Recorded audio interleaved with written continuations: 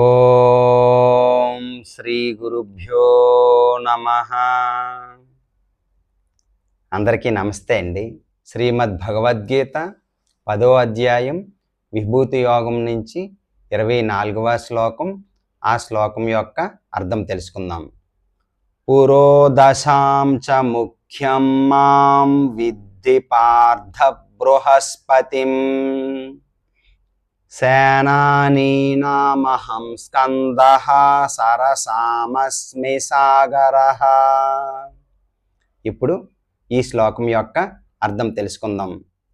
ఓ అర్జున, పురోహితులలో నన్ను ముఖ్యుడైన బృహస్పతిగా తెలుసుకోవలసి ఉంది. సేనాధిపతులలో నేను కార్తికేయుడను, జలాశయాలలో నేను సముద్రుడను అని శ్రీకృష్ణ భగవానుడు వివరిస్తున్నారన్నమాట. విన్నారు కదండి ఈ శ్లోకం యొక్క అర్థం. రేపు మరొక శ్లోకంతో మళ్ళీ కలుసుకుందాం. హరే కృష్ణ.